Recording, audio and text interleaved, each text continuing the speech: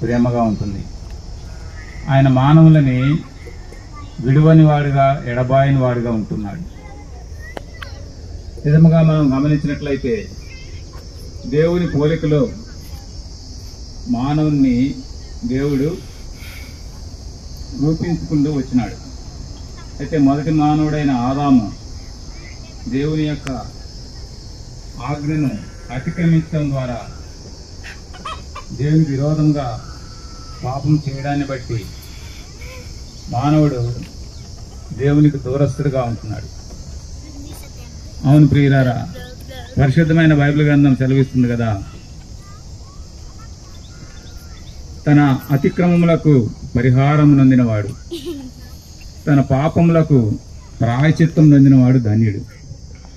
కనుక మానవుని యొక్క జీవితంలో దేవుని యొక్క ఆజ్ఞలని, ఆయన కట్టడాలని అతిక్రమించడం ద్వారా మానవుడు దేవునికి విరోధంగా మరి అతిక్రమాలు, దోషాలు, పాపం చేస్తూ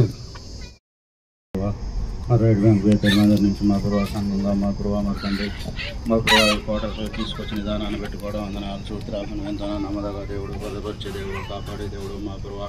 నీకు అసాధ్యమైన దేవుని తండ్రి, సమర్థుని సజీవమైన కొత్తని భద్రపరిచే దేవుని నిలిచిన వాగ్దాన ప్రకారంగా మా గురువు నువ్వు నడిపిస్తున్న విధానాన్ని పెట్టుకోవడం వందనాలు సూత్రాలు. అలాగే మా గురువు నీ దాసుడు మా గురువు చూసాడు మా తండ్రి, చెప్పిన లేఖనాలు కూడా మా గురువు మా తండ్రి మా మైక్ ద్వారా మా గురువు మరి ఎంతవరకు అయితే మా గురువు మరి వెళ్తూ ఉన్నాయో మా ప్రభావ మా తండ్రి, మరి మరి తండ్రి పది పెట్టి జ్ఞాపం చేసుకోవాలనుకుని నమ్ముతారు వేడుకుంటున్నాము తండ్రి.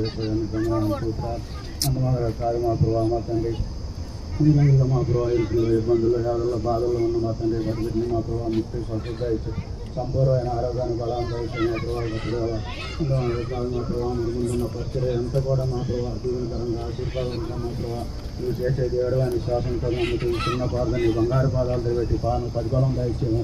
మాకు మేము తగ్గించుకుంటూ నిన్ను హెచ్చించుకుంటూ ఏసే నామలో పరిశుద్ధమైన నామములో స్తుతించి గణపతి ప్రార్థిస్తున్నాను తండ్రి.